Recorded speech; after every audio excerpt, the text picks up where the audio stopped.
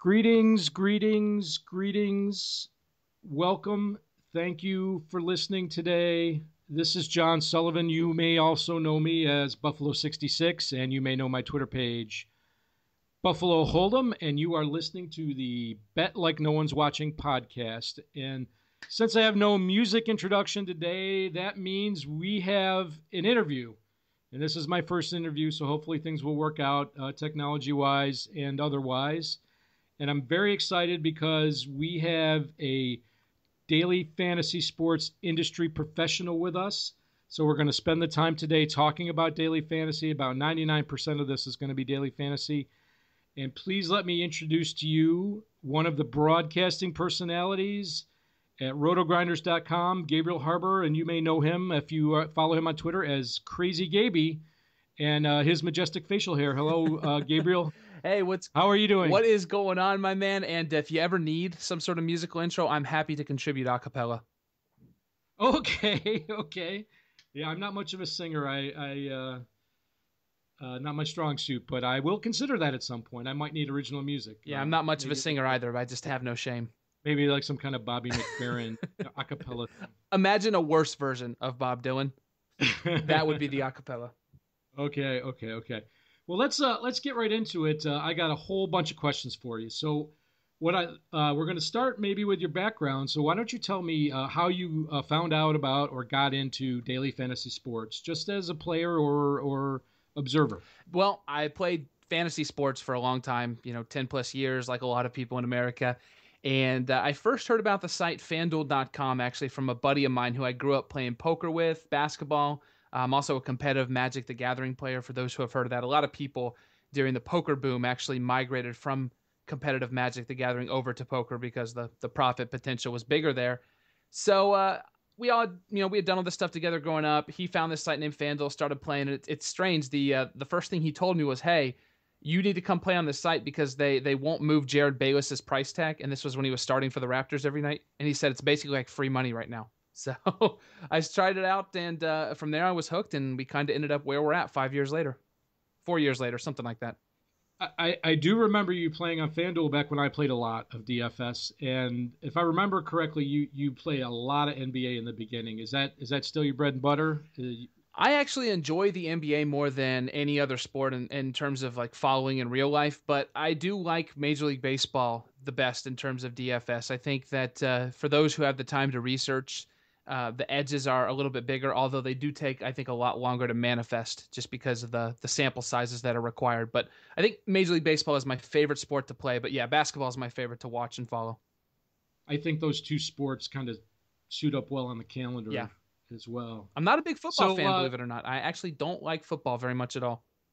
I have to say that I do enjoy the weekly sports more now. The football, NASCAR, things that you might play once or twice a week instead of a daily grind. I kind of enjoy those more myself. So I'm going to ask you flat out, are you a profitable player? Yes, I am. But this year has probably been my least profitable year altogether. I've spent a lot of time advancing my professional career. And by the way, I was very happy that you introduced as a daily fantasy professional in the industry as opposed to, expert or tout or any other number of terms that get thrown around, because I do think that there is a place in this industry for people who really want to be educational and entertaining. And that's kind of what I've been focusing on for the last couple of years. And I know one of the other questions that you were going to kind of get at was, how long have I been playing daily fantasy sports? And, I've actually been playing for about 4 years, and my earliest years were my most profitable because I could focus completely on it. Plus, I think the edge was a lot larger back in the day for people who were willing to look for it. The edge is still there. I just think it takes a lot more time, especially in tournaments, to enter the number of lineups that you need to play in order to be successful. Because you and I were talking before we started, the tournaments are so huge right now that the variance is just massive. So I would say yes, I am still a profitable player, but I was much more profitable at the beginning. I also think that there's a little bit of a curve in there where you, when you start to play, that you have a little more excitement and motivation in the beginning before it comes a little bit more of a daily grind. At least for me, that's been my experience. I still enjoy playing and I still enjoy the sweat, Yeah, I'm But not a big fan of cash games for that very reason. It feels like such a grind, which leaves me with tournaments. I can make 25, 50 lineups or whatever, but there's some days you just don't have the time to do it. So I've also probably played a lot less DFS this year than I have in years past as well. so my question was going to be: Is making money easier or more difficult in 2015 in daily fantasy sports? And I think there's two ways you can look at that. I think I think the with the technology curve starting here that yeah it gets more difficult, but also there's more sports. There's more opportunities. I do think with the more niche sports, there is a lot of opportunity to make money. NASCAR, MMA, college football. I think it's just starting to get big enough to where the edge is going to go down quite a bit. I'd say either by the end of this season or the beginning of next year because it's getting enough exposure. But I think the fringe sports, there's still a lot of opportunity to be as profitable as you might have been 2, 3, 4 years ago. But overall, I think if I could kind of answer this question in a slightly different way, I think that I may be one of the few people in the industry who maybe sees that I think the industry has it a little backwards in the sense that there's a lot of comparison to poker and sports betting. And while I can see the comparisons and why they would be made because there's so much money being tossed around on a nightly basis, I really believe that the success of this industry is going to be predicated upon its ability to replicate the season-long fantasy sports, the camaraderie, the people who like to play because they like sports, as opposed to people who are going to get unbelievably pissed off because of that 11th inning pitch hit home run that just took away the GPP win from them. So I do think that I do think that there's profitability in the smaller sports and stuff, but I think even with the bigger sports, that the success is just going to depend on whether or not we can replicate that feel. Well, that's interesting that you look at it from a community perspective. Um, that's something I really hadn't given much thought to. But I think engaging the casual player without making him feel like he's not being devoured is really the big thing going forward. Yeah, and if I could throw one more thing out there that may be viewed as controversial in the circles that I tend to work with, but I think that one of the worst things you can do for the long-term image of daily fantasy sports is throwing commercials and advertisements out there with such and such won $1 million playing at such and such.com. Come on over and you can have your shot too, because I think it really just kills the reason we got into fantasy sports in the first place, which is to have fun because we like sports, to be the master of our own domains, to manage a team and maybe make a little money in the process. And yes, you can expedite that when you play daily fantasy as opposed to season long, but it just takes the emphasis off the fun and puts it on eventual frustration for a lot of players. The golf has exploded and they have like a milli maker. It seemed every major. But I was like, they could probably support a milli maker every week. Yeah. And I thought if it was a smaller tournament that the winner of the DFS tournament might win more than the winner of the PGA tournament. Yeah. Well, my colleague draft cheat. Well, that's his alias in the daily fantasy world.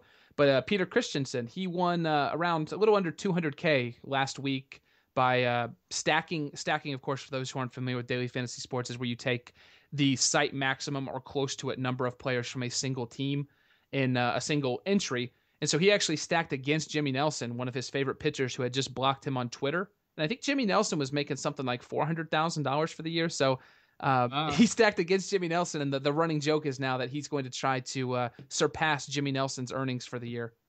Nice. Playing nice. daily fantasy. So you've said that GPP is your main attraction in daily fantasy sports tournaments. Sure. So in your opinion, as far as a game selection, what do you think gives you or perhaps the average user the best chance to win money? What's your feelings about that? Well, I think single entry makes a lot of sense if you can play high stakes single entry. I think you might tend to agree with me as well. Like if there was a $1,000 or $500 or $5,000 a night single entry contest, with max, 80, 90, 100 participants, that would be ideal, right? Because you're cutting out a lot of the shaft and you're cutting out the variance, and over time the best players should rise to the top because it's not based on volume. But realistically, for a bankroll such as mine, which is definitely a modest one, it's not up there with some of my other colleagues, I have to play, I think, smaller entries. Right now, I've been hammering the $2 squeeze on FanDuel. I'm ahead for the year, hammering that tournament. I think you really need to hit like a first or second place a couple of times for the season to really be ahead, just because the tournaments are so top heavy. And, I feel like I'm cruising towards that eventuality if I continue along with my system. But, it's probably going to take a long time. Baseball has a high amount of variance. And, with bankroll management, I think if you're going to play like 25, 50, 75 entries a night like I do, you really have to target the smaller tournaments, wait for a huge hit and move on up. So I definitely am not playing what I would consider to be an ideal tournament, but that's just because I don't think, an ideal tournament exists at the lower buy-in levels. Yeah, but you're following solid bankroll management rules, Yeah. and that makes a huge difference. I actually heard Nigel Eccles from FanDuel on a XM radio on the Wharton Business Channel. I heard him do an interview, and he said that the average buy-in per user was in that $2 to $3 range. Ooh. And yeah, so they're their most popular tournaments by far, and you can see why they're so top heavy, because they attract their most users. But you're right that you wait for one to pop and you bink a tournament, and then you can move on up. Yep. So you know that I'm a huge fan of snake draft games. So have you? I know that you investigate and perhaps play on some of the non Big Two sites. Yep. Do you ever play drafts anymore? I don't really, and I've actually got rid of all my season long leagues, not because I don't want to play season long. I'm just so damn busy, and it's so tough to keep up with them. If I'm too busy for a day, I can take a night off in daily fantasy. You take a couple of days off in your season long league, that's pretty much toast. But I will say this: I think that snake drafts have to make a comeback at some point, and I also think that salary caps. Here's another thing that might not be so popular. I think salary caps, being the dominant game style, at some point have to go the way of the Buffalo. No pun intended with this podcast, but. Man, is there a more redundant style of play than the salary cap game out there? I mean, it's for me, it's gruesome, it's brutal, it's any number of adjectives that you could attach to it that are not pleasant. I really hope that at some point somebody finds a compelling way to, kind of mesh the two worlds of volume play and non-redundancy together. So I think stake drafts are a great medium while we wait for that to happen, and I do wish that they were still available on a lot of sites.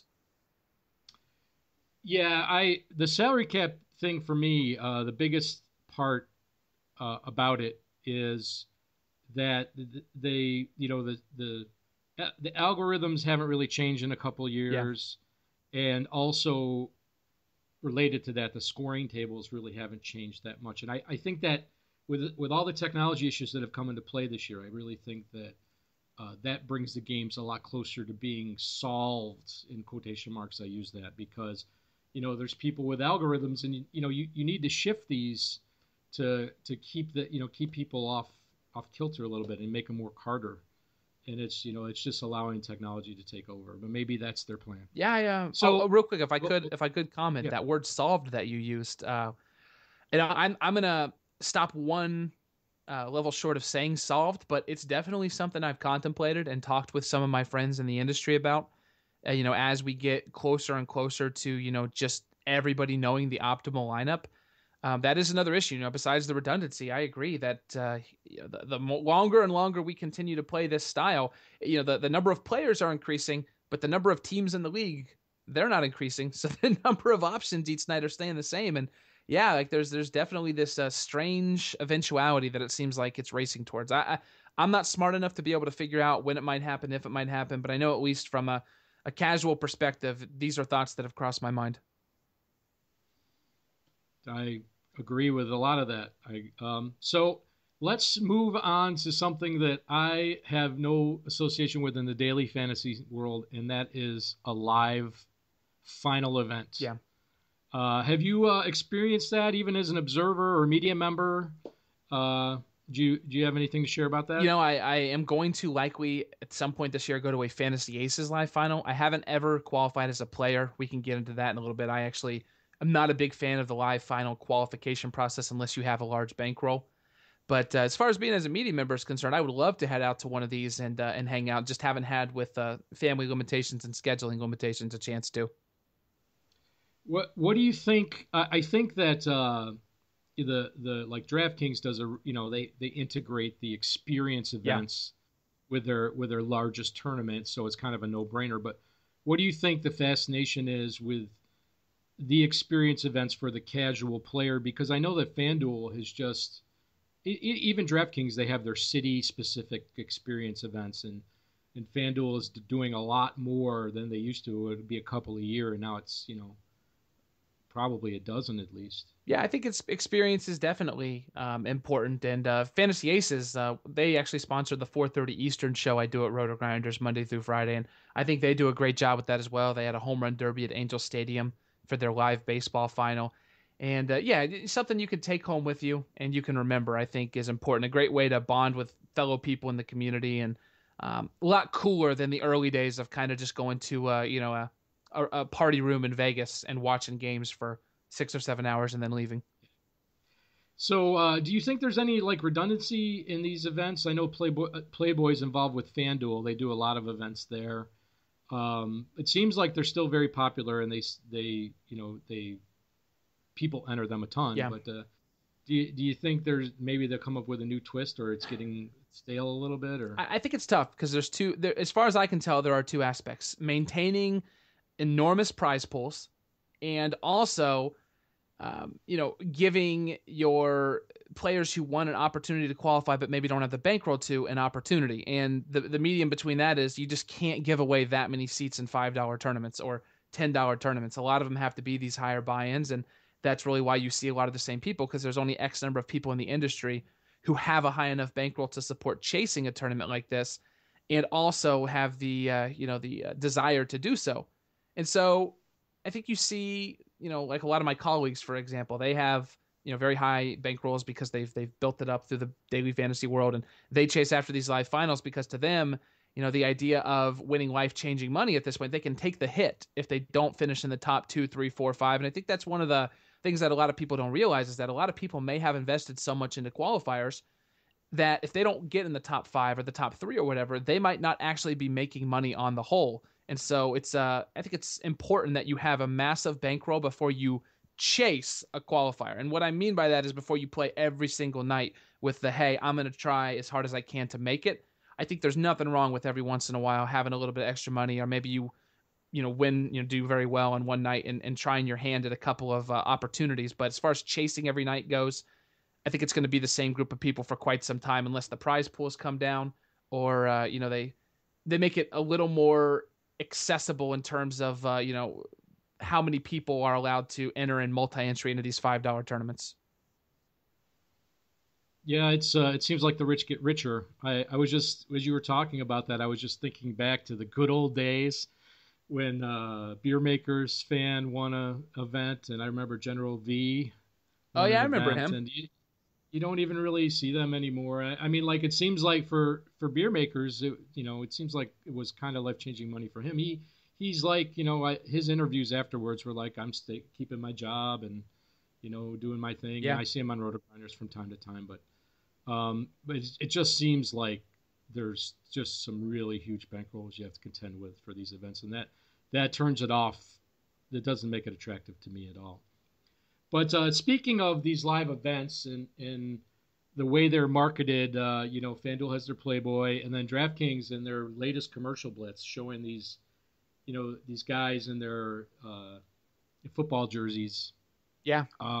What do you think daily fantasy can do, which I think is the next step in daily fantasy industry, to kind of shed what I call the dude bro image and become more inviting to different, to both genders and more age groups? I'm probably considered to be the cranky old man of DFS, but There's no probably about it. Trust me. I when I told a few of my colleagues that I was coming on your podcast, the first question I got, why? It's like, well, yeah. I actually relish the opportunity to speak with people who maybe might be on the other side of issues in my career field and stuff. So I think that's it's important. Other than getting a chance to play a skill game with a possible skill edge for me, I really don't have too much of an agenda here. So yeah.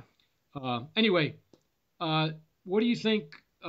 What Daily Fantasy might be able to do, other than you coming on my podcast, uh, to maybe, I was hoping, NASCAR is one of the highest uh, female participation Oh fantasy yeah, it's sports. so huge, dude. Yeah. And I was hoping that they could do something with that. I realized DraftKings has done pretty decent prize pools so far, and they have a 3-year marketing agreement. So I'm hoping they could do something down the road. But would you have any other suggestions about appealing to? How about a seniors event? I'm not a fan. I'm a fan of as few qualifications as possible online. I know it maybe have been like half a joke or whatever with the senior event, but whenever you get into whenever you get into trying to make sure somebody on the other side of the computer is who they say they are at that very moment, you run into huge issues. But yeah, I do think there's some stuff that could be done, and I think it goes back to what we talked about earlier, which is make it more about education, entertainment, and really making the casual player feel at home. And I think that will just naturally bring people in. I think there's a certain type of person that's more inclined to play daily fantasy sports when it's kind of angle shot like poker, like online poker was, as opposed to what season long fantasy sports is. And so I think that the more we lean towards trying to make people feel comfortable and trying to make them entertained and trying to make them, educated so they can learn something, I think that's important, because you walk away from playing daily fantasy sports, and even if you didn't win, you still feel like you got your money's worth because somebody made you laugh, somebody taught you a couple of things you didn't know that you can take with you next time, and you had a good time talking with people on Twitter or in chat somewhere or something like that. And I think that is a great way to keep people around and make it more appealing to the casual player of any age, gender, or race.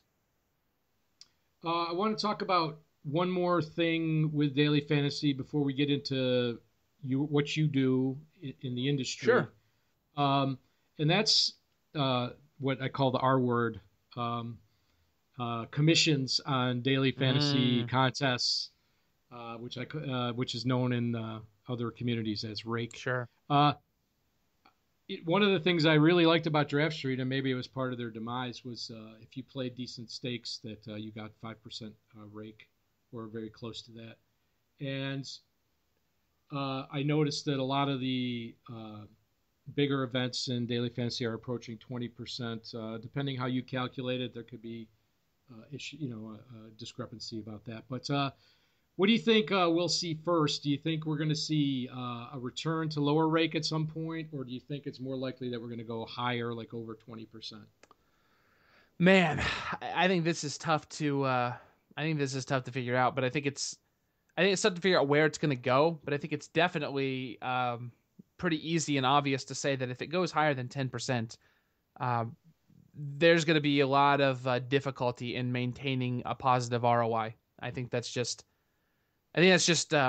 pretty simple. I for one don't think it's going to go too much higher, because I think that I don't know. This is a really tough question. It's not something I think about a lot outside of the 10% thing. So I'm going to stick with that answer. I think if it goes over 10% for everything, that's going to be tough. And I think I do think that lower rake will be much better long term, but I just don't know, with the amount of advertising that these sites are spending, I don't think they can afford to go lower on the rake. It's really interesting times, and I think that one or both of the two big companies are going to go public at some point. And I think that once their financials are public, I think higher rake's an inevitability. It's just my opinion. But hopefully there will be, there will be steady rake. But it's pretty obvious that their big tournaments are very popular, and those are obviously raked higher. So, yeah. We'll see what happens. It's interesting times, no doubt. So if you're just flipping through here, I'm John Sullivan, and you're listening to the Bet Like No One's Watching podcast. You can follow us on Twitter at BLNowPod, or you can visit the website blnowpod.com. And I am interviewing CrazyGabey from Rotogrinders.com, and we're going to talk a little bit about what he does over there. And let me get started with how you decided you wanted to work in the industry and how you got your first opportunity. Well, I was writing picks at the fakebasketball.com. And this was about a year after I'd first gotten into daily fantasy sports. I was having a great time. I had met through a mutual friend, Scott Mailwig, who used to run draftday.com. Now he provides daily fantasy content, I believe, at dailyfantasycafe.com. But at that point, we were both at thefakebasketball.com, and I got this idea, and I discussed it with my wife. I said, honey, it seems to me like there is nobody talking live about daily fantasy sports right before lineups lock. And I think this daily fantasy sports thing is going to get huge. So I would love to explore this. Is that cool? And she's like, yeah, go for it. That sounds like a great idea. Within a couple of days, I had convinced the owner-operators of thefakebasketball.com to allow me to post a link to a live broadcast at, it used to be called blog.tv. Now it's called younow.com. But I would go live for an hour before lineups locked, and I would just talk to people, answer questions. Got a following up to about 60 folks. Started my own site called dailyfantasyradio.com. And then, a few months after I started my own site doing it, Rotogrinders started a live show, Grinders Live. And a few months after that, I got asked to be on their show, kind of scaled back what I was doing at Daily Fantasy Radio, eventually closed the doors on that, and now I'm where I'm at. Well, you've certainly blown up. You're way more prevalent in social media than things were back when I was playing a lot, and you're very good at what you do. I have to say. I appreciate that. Thank you. Yeah. So let's talk a little bit about Rotogrinders, because that's where you're at Sure. now. Would you consider that to be a community or a numbers, an analytics service? How would you describe it to somebody that's just finding out about daily fantasy? I think it's a combination of both. I think it's a kind of an analytics / pick service, and it's also a community, because you have the option when you go there. And the cool thing is that most of the options bleed over into one another, whether it's comments on articles, which, by the way, a lot of the articles at RG are free. There's a very small percentage of them that are actually behind the paywall, so to speak. Or you can just be a community member. There's a lot of people I know who, really just talk in the chat. They talk in the forums, and I've become good friends with a lot of them on Twitter as well. So it really has something for everybody. That's one of the things I like about the site the most. It's definitely, I would say, still the most popular daily fantasy site out there. Yeah. So I know that Rotogrinders doesn't do specific share lineups anymore. I think when they were doing grind downs in the beginning, they were giving projected lineups. What do you think of lineup sharing services or lineup services that people offer to sell lineups or to give lineups? Do you think that's good for the industry, or are you not opposed to it, or how you feel about it? I am 100% opposed to it, just from a kind of a morality perspective almost, because you can't give somebody a lineup, first of all, and get them a new updated lineup in a reasonably quick fashion, especially if that lineup were to change a few minutes before lineups lock. So, if you're telling people these are the great plays and you're giving them options at every position, even if it's only 2 or 3 options, at least they have an idea of what they need to pivot to if some sort of devastating news were to break 10, 15 minutes before lineups lock. But when you're giving somebody lineups, a lot of the people that you give lineups to are people who want to set it and forget it early in the day. And, that's fine if that's their style. But, there's just really no way, in my opinion, to deliver the updated lineup to somebody quickly and make sure that everybody gets it. And then also, of course, there's the issue of, okay, at what point have we sold too many of the same lineup to all of the same people so that, we've basically cut into all of their own profit potential? Because I can tell you this, like I said earlier, when I'm playing a tournament, I'm hammering that $2 squeeze on FanDuel. At some point, I plan on winning the $5,000, $6,000 or whatever for first place, and then maybe moving up and starting to slam the $5 rally instead. I don't want somebody having the same lineup as me so that 100 of us can split the first, 100 prize places. Yeah. To me, it just makes no sense. Maybe for cash games, it makes a little bit of sense, but for tournaments, it's absolutely stupid in my opinion. They had a NASCAR, one of the big NASCAR DFS ones on DraftKings. There was 20 some odd people that split first, I think, one of the weeks. Yeah. And that has something to do with only having 5 spots on the roster, which they moved to 6. But the trains and which brings me to my next question, lineup sharing and syndicate play. You think that's a necessary evil to keep growing the industry? And do you think that that's something that's going to continue? Well, okay, so I think there's a couple aspects of that. First of all, we'll talk about lineup sharing syndicates.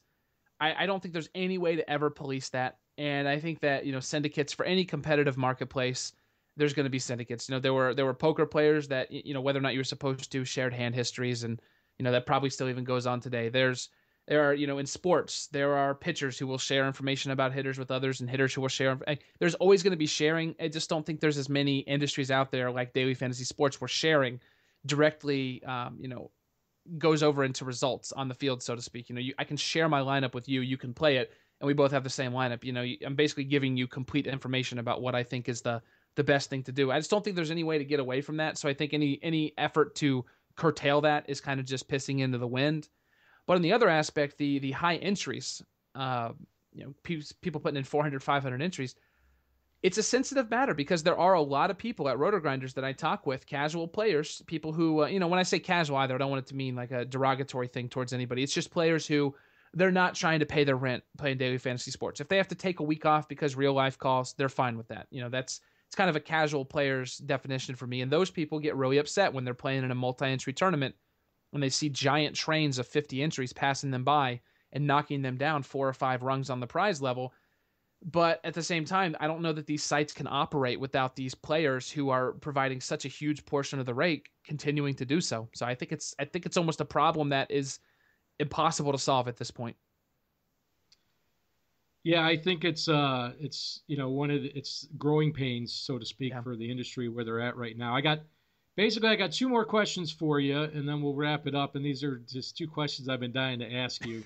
The hot button issues or gossipy. One of them, I guess, is kind of gossipy. But have you met or have you talked to Cynthia Freeland at ESPN?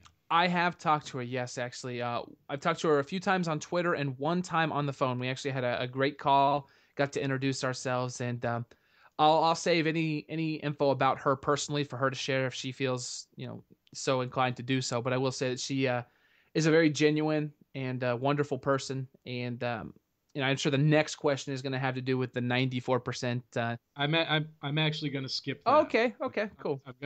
I've actually listened to a couple of her Okay, cool. And she, she's limited by the time she has on SportsCenter to say things. But I've nicknamed her Chalk because her picks on SportsCenter are always pure chalk. But she's knowledgeable. I've listened to some of her longer webcasts. But do you think ESPN's daily fantasy efforts are good for the industry? Well, I don't know what kind of effort have we seen yet, right? Like, I don't think there's a whole lot out there for us to tell. I will say this: I don't know how much effort these sites that ESPN, Yahoo, they're kind of used to being the big kid on the block. I think DraftKings and FanDuel might have snuck up on them because anybody trying to get in the game at this point, even if you're a huge site like ESPN and Yahoo, I don't think it's a given that you can just grab market share, right? And so I don't know. You say efforts, and I say what efforts? Like I'm not sure outside of providing a smattering of content here and there exactly what their presence is in the industry at this point. And to be completely honest, I don't know if they know. I don't know if they know what they should be doing. So yeah, I see that a couple of the DraftKings guys have taken on roles at ESPN recently. Yeah, and it seems to me like my first thought into my head was that seems like taking a pay cut because these guys are supposedly making a lot of money. And maybe I don't know. I'm not sure what the end. I think we'll have to see what it is. Who knows what capacity they'll be used. I think so far we've seen Al Zeidenfeld do some guest spots on the Matthew Berry's podcast and SportsCenter, and CSG Ram, of course, going to be hosting Denver ESPN radio show. But I think it remains to be seen exactly how all in ESPN is willing to go in terms of covering daily fantasy sports. Very good. Very good. It's, like I said, interesting time. So the last question and I'm going to give you tonight is about a hot button topic this year, and that is scripting, automated entry and editing. Have you used it? I have not. I would like to. I'm not tech savvy whatsoever. I've spoken with some people who might be able to, give me the tools necessary. And I know Rotogrinders has a tool that you can use now. I wouldn't mind to be honest, John. I've just been so freaking busy over the past couple of months that I haven't even had an opportunity to use our own tool yet. Although from everything I've heard, it seems like a very efficient and effective way to multi-entry. Yes, I'm really I'm really interested to see what's going to happen week 1 of NFL on Sunday Yeah. when everybody's trying to do their automated entry / edit, Yeah. depending whether it's legal or not at the site you prefer to play at. If as soon as there's a crash, if I wouldn't be, I guess I'm the doomsday scenario guy, but I wouldn't be, surprised to see a lawsuit or two thrown around if somebody's selling some type of software to play DFS. Well, if are we able to take a moment or two to explore that a little bit more? Because I actually, Sure. I was gonna say I have a, I have a little bit to say on that matter. When everything came out with DraftKings and FanDuel, really what I just wanted to know was, what assurance do I have as a player? And people might remember me at the time maybe being a little more judicious than they're used to seeing me be when it comes to dealing with the sites. But that's because I want to know what assurance I have as a player that in future cases with different aspects of the terms of service, that something might just not be ripped out from under me once again. Like that was my biggest thing was, let's address the terms of service talking about automated entries. And did you know what was going on? How long has it been going on? Is it something you kind of just turned a blind eye to? That's my issue is always going to be like, if you know that something's going on, you just have to open it up for everybody if you can't police it. And to be completely honest, I just don't know if it can be policed. I don't know enough about computers to understand how that works, but from what people who are smarter than I am have said to me is that they just don't know how it can be policed. So they kind of had no idea, but to make it legal in some capacity. I have to tell you a really quick story. It might make you laugh, but I'm pretty sure that if you want to go way back in the day, Kaiser Roll 13 and I used to play on Fantasy Sports Live a lot. And he was, is my opinion, was using a script way back then and to join contests. And how I know that, even though I'm not very tech savvy, is I entered a contest in every hour of the day. I actually did. I mean, I didn't do it all at once, but over a couple of days, I entered a contest at every hour of the day and night, and he joined my contest within a minute every time. So no doubt in my mind he was using some sort of automated systems, but it's out of the bag now, like you said. And you're right. The thing that sucks is that, we may have the rug pulled out from under us again in the future. And the problem is there's just too much money at stake for these sites right now. Yeah, that's really the issue is that I think the growth has been so explosive that there are issues coming to light that maybe weren't even anticipated before. So I do think it'll be probably a year or two before the sites even catch up with themselves, so to speak. Well, I really want to thank you for coming on and spending time with me today. And I hope you keep grinding and hit that big score sometime soon. And why don't you tell everybody listening where they can find you if they want to find out more about you? I appreciate that. Yeah, you can find me, of course, at rotogrinders.com. We have one podcast right now called the Daily Fantasy Fix. I host that on Tuesday mornings and Thursday mornings, and then Monday through Friday at 4:30 Eastern. My live show with myself and various co-hosts is called the Daily Fantasy Happy Hour. So 4:30 Eastern at rotogrinders.com/live. And you can find me there. So thank you all very much. I appreciate it. All right. CrazyGabey, thanks for spending time with me and being my very first interview.